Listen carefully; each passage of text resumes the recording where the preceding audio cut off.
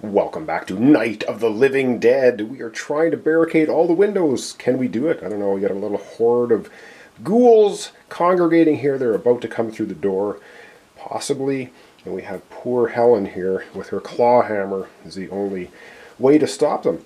Alright, so we begin the turn with our heroes, our poor survivors going first. I think we're going to have Judy go first. She's sitting here with her crowbar and one fatty. Now she can take the fatty out. With a crowbar, she's the only one that can. She has the only weapon that does 2 damage with 1 hit. So I'm going to get her with the dice tray. We're going to zoom down here. She's going to be swinging her crowbar. So we'll take another quick look at that.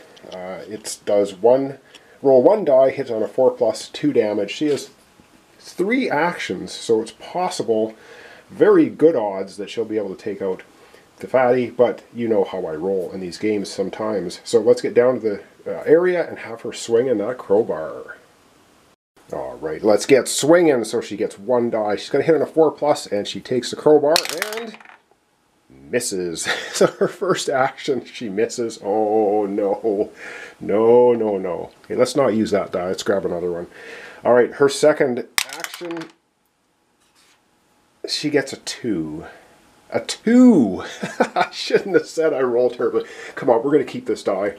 This is it. This is her third and final action, and she's not having much luck with that crowbar. Come on! She gets a 3! I don't believe this. I don't believe it. All 3 actions, swinging the crowbar like a maniac, just bouncing. It's just bouncing off the fatty. This guy's tough. This is one tough fatty. Wow, that was absolutely atrocious. And with that atrociousness, we'll have to figure out who's going to be going next. Alright, so currently Tom here in the purple has the Winchester 94. And so, of course, special rules for scene 1, which we're playing here, is when you hand off the Winchester 94 to another player, you actually flip to your zombie side. And so, I'm actually going to have 1, 2... Oh, we can't quite do something I wanted to do, and it's unfortunate, but we are going to do that. So he's going to hand this off, do a trade action, I guess we'll call it, with Barbara. So he gives Barbara, this is all working out good. So during a trade action, you can discard cards and combine cards and stuff. So he's going to take his action, trade with Barbara. He's actually going to take the flashlight from Barbara. So you could do this, all trade action. So now when he searches, he can grab 2 cards. And Barbara already has a scope, and now she has the Winchester. So what's going to happen is Tom's going to flip over to his zombie side, which is this one. So he has the shove ability now, which is not going to help us at the moment, but it may come in handy. And we're going to then, the survivor, discard along with the scope. The survivor receives the scoped Winchester. Discard along with that. Scope Winchester. So we're going to discard both of these, and we're going to get the scoped Winchester for Barbara. So let's take a look at that. I got to fish it out of the deck. And I should mention, when you flip to your zombie side, you of course take your orange miniature and swap it out. So Tom now is looking a little tougher with his big flaming torch that he doesn't have, and I can't remember. See what's in his other hand. He's got a knife in the other hand. All right. So that was Tom's first action. Oh, we were going to take a look. Yeah, I did fish out the scoped Winchester. Nice. So it uses bullets. Range of 1 to 3. Hits on a 1. Or sorry, rolls 1 dice. Hits on a 3+, doing only 1 damage. Too bad it didn't do 2. That fatty's going to be a real problem for us. However, Barbara now has a table leg and the scoped Winchester. And I don't think the scoped Winchester is a 2-handed. There's no handed. Oh, and the other thing I should mention too is it's sniper. So you can choose your target.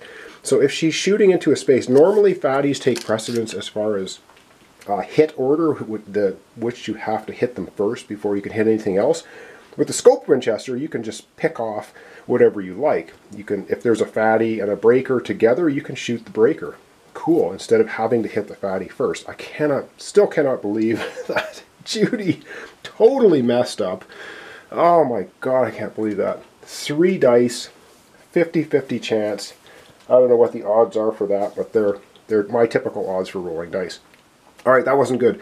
That was Tom's first action. Now I have another cunning plan for him. I'm just going to tilt the camera. I hate doing this sort of live. Tilt the camera. So that was action 1, was doing a swap with Barbara. She's got the scope Winchester now. And his 2 more actions, 1, 2. He's going into this room. The reason we're going into this room, he is in a zombie-side form. If we don't get any relatives, or we get relatives and can take them out, we can then do a search in this room for the awesome melee weapons. And there's a whole deck of them that are all shuffled up. These are way better than table legs, crowbars and such. So that's the thought process there. That's going to end off Tom's turn. He does have the flashlight too, which is so cool now, because if he's in a zombie side form and he gets to search here, he's going to be pulling 2 cards, 2 awesome melee weapons. Wow, I still can't believe that. But anyway, up next, who are we going to have going next?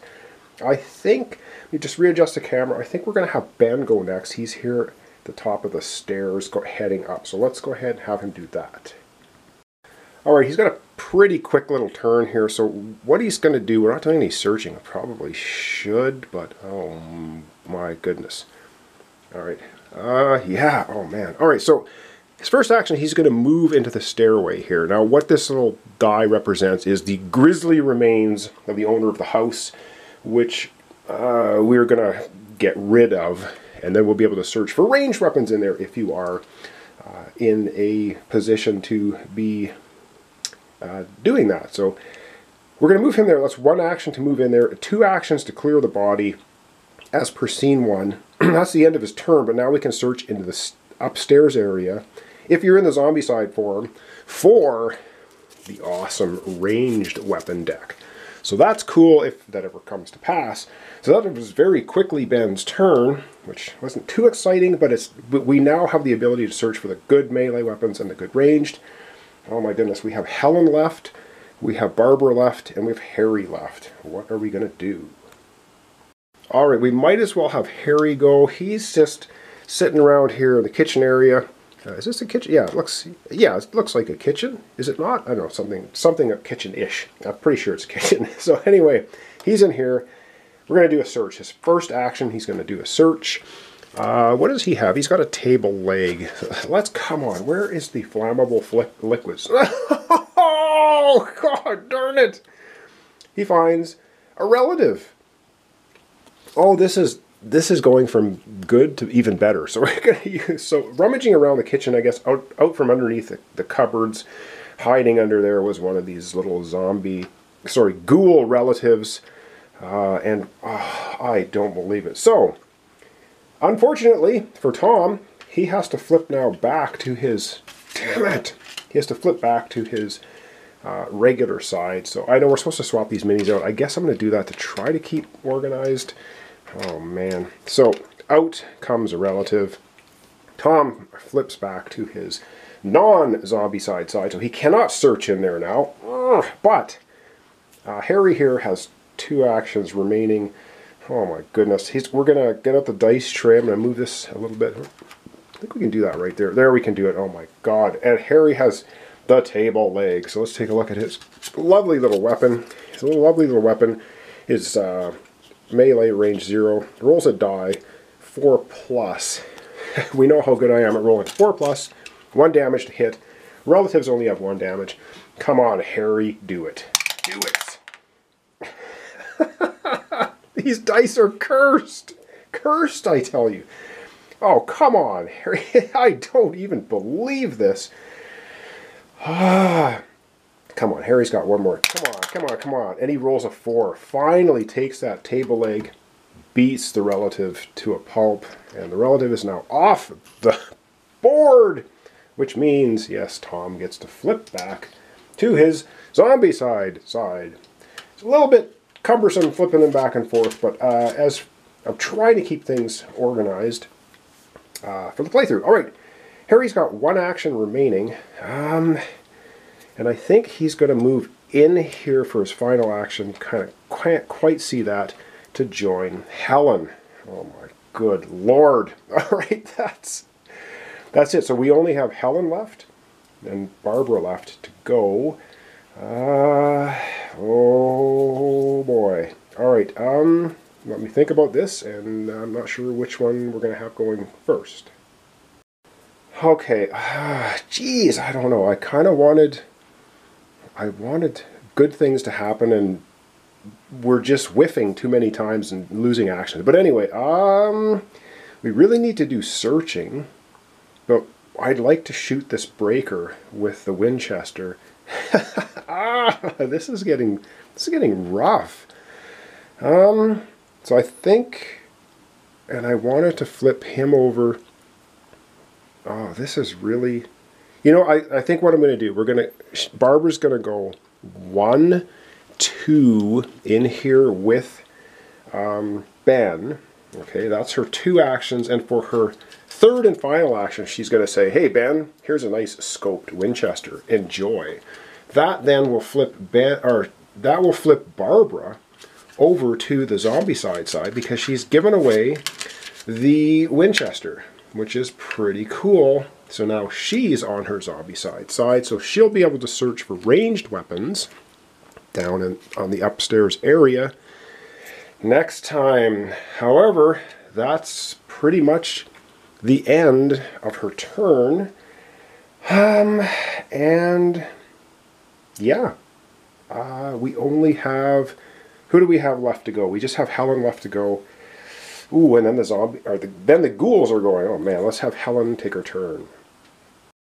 Oh my goodness. All right, Helen, first turn. What is she going to do? She is going to do a search for her first action, I should say, not her first turn, although it is her first turn for this episode.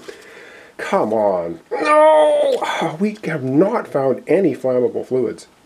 However, these boards can be immediately discarded and turned into a barricade. So we're at least gathering the barricades well enough. We actually have 2, 4, 5, 6, 7. We have 8 total now between all of our characters. That was her first action. Oh boy, I don't even believe this. But anyway, she's got the claw hammer. And she's got 2 actions left. I think for her second action, she's going to shut the door to at least stop the breaker from coming into the room. The other 3 are just going to crawl through the windows. Oh goodness. And her final action, she can do an exchange action with Harry, but Harry's got nothing. He just has a table leg, nothing in his backpack. Helen has the scope, which I think might be somewhat useless at the moment, in her backpack, and a claw hammer. So I think she's just going to give up her final action. I mean, she could move somewhere, but I think we need to have at least 2 here when these ghouls start pouring in. We're all still in the blue zone. Oh, hang on, Harry did take out the relative. I forgot to give him an experience, so he's going to go to 1 experience. All right, it is time now for the ghouls to go. All right, we're going to do the upper room first, and yes, indeed, Judy, swinging wildly with her crowbar, missed 3 times, dodged and weaved. However, the fatty got hold of her and smacked her upside the head. She goes from 3 health down to 2 health. She's got her first damage. If you get, of course, to 0 health, you're gone. You're dead. I don't know what happens. I have to read up on that, whether the scenario is lost or you just keep playing with the rest of the characters. I'm just going to keep playing with the rest of the characters, of course, but then in the next scenario, we'll call them knocked out. I can verify the rules for that, but I hope we're not going to get there. All right, so the fatty actually attacks her. There's no other ghouls with characters anywhere on the board, so now it is movement time. So the breaker, sitting here, first thing the breaker does is attacks a character in its area. There is no character in the outside area with the breaker. Second thing it would do is break any barricades or open any doors, but there's none. The third thing it's going to do is move, so it sees the tussle going on between the fatty and Judy, and it goes into the room with Judy. Wow, not good, but not horrible. All right, let's go down to the bottom area and have those ghouls take their turn. Okay, so we're going to start with the breaker. The breaker, not in an area with a character, so won't attack, does have something to smash open. So Helen closed the door. The breaker bashed it open again. And then the other 3 well, they wouldn't matter to them anyway. They'd just crawl through the window. So all three of these ghouls just come pouring in with poor Helen and Harry. And that's the end of it. So now it is time for spawning. So I'm going to zoom out.